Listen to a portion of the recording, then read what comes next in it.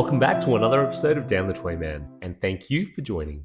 Today, I'm going to be popping open the Mark 85 Battle Damage Iron Man from Endgame. The wonderful Bob Dylan and myself do a lot of buy-sell trade. This I got from him, and I'm super excited because I can't wait to really see kind of like that extra battle damage, the grit, a little bit of blood. You know, it's that iconic scene where I can't click. I've been trying. It's just fingers rubbing together.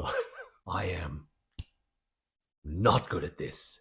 Yeah, so I can't wait to open it up. As I always like to say, this isn't a product review of any sort. This is me just opening it up and reacting to it, and I get to share that wonderful unboxing with the wonderful audience.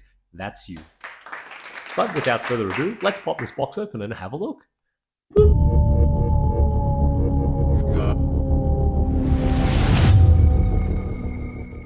As we always like to say, you know it, let's cut away from ourselves.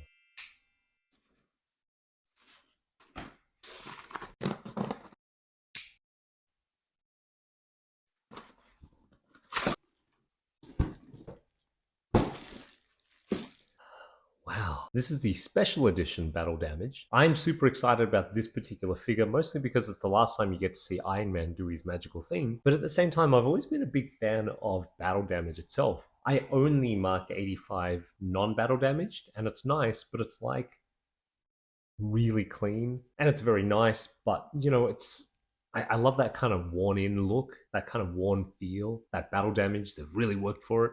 Can't wait to see how this looks.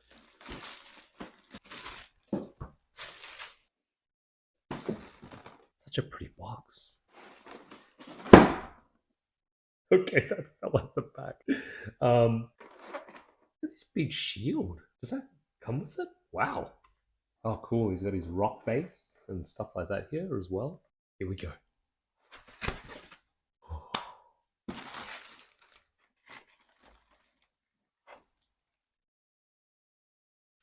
Oh my gosh, yeah. Well, that shiny goodness that's on him totally makes sense. Very shiny, very die-cast, but I love the wear, the tear, the damage. Yep, this is the Tony sculpt as well. How's that look? Yeah, look at that. He looks good too. I know there's a lot of custom heads out there as well. I think they made an improvement or worked on the improvement for this particular figure, mostly because there was a bit of backlash from the original. Let's have a look. It's so easy to come off.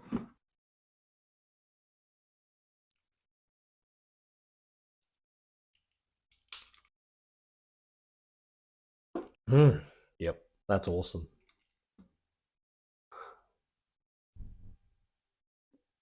He just looks so good. I mean, he's about to die, but ooh, spoilers. No Iron Man Mark 85 battle damage complete without the... Right, let's have a look. All right, you've got the hand here, which looks great. And he's also got his snapping finger hand too. All right, let's replace this part first. Ooh, so good. All right, so this is meant to just slip right off, so... Oh, okay, that was super easy.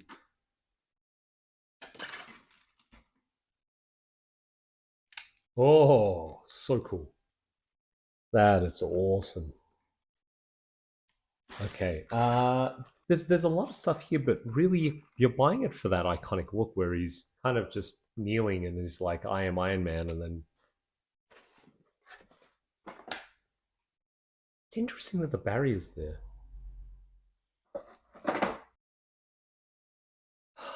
Alright. Let's give it a whirl. I've seen the articulation on this pretty well, so he can easily be on his knees getting ready to do the snap. Yeah, that knee joint is pretty good. Ooh! Oh my god.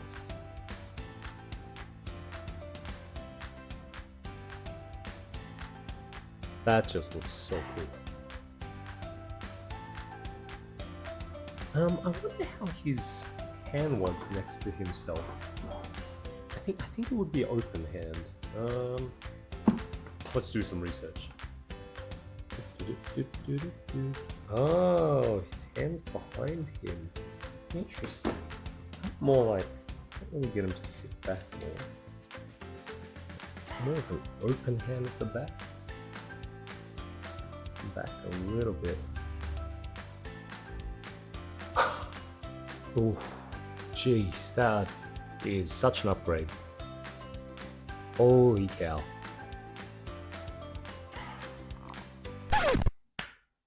Oh my gosh, that's fantastic. Well, geez, what do you do?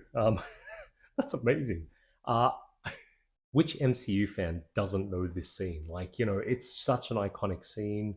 God, the head sculpt, just the dirt and stuff on it looks fantastic. I thought some of the gaps here would have, you know, made me feel a little bit funny. Like, you know, there's a bit of a gap you can see, especially when he's posed like this. But I think you look at the gravitas of the scene itself, and then when you set up and you're like, yeah, that's cool. Because it does look cool. It looks awesome. So there are little bits of armor and stuff that I'll push in just a bit.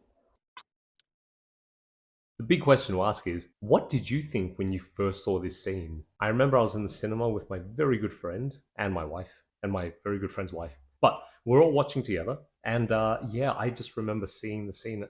It's one of those wonderful, captivating moments where you're watching it and you don't realize, like, you have people around you. Everyone's just kind of watching, and it was deathly silent. People are like, and you know, you always remember Doctor Strange going, Tony's like, oh, I know what I've got to do. And he does it because he's, you know, Tony. But yeah, amazing. I remember when he did it, people started turning to dust, the enemies, that is. And yeah, Tony was the last to go, and you just watch him and you're like, oh. Remember the audience, like, at that point, no one was like, oh, we're not going to cry. There were people straight up crying, absolutely. I didn't, although, you know, my tear ducts are blocked or dead, I don't know. But I'm watching it going, because when you're watching Endgame, you're kind of thinking it's either Tony or it's going to be Steve that dies, one of them, or both of them.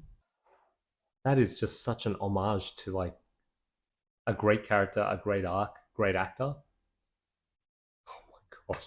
I think throughout history, every MCU fan, or however long it goes, or whichever it might be, they're always going to have this particular scene to always tell a story about. Between the battle damage and the non-battle damage, this is the main reason why I would go for that, because it's the last great memory of this character like this. The other version, of course, very good. I'd have that actually fighting Thanos, but this one just sits by himself. Tony Stark. Thank you all so much for joining me once again for another unboxing. I hope you enjoyed it. I sure did. We'll jump in and check out a little video of the wonderful Tony Stark in battle damage Mk85. Until next time, collectors look after collectors. Be safe, be well. I'll see you in the next episode.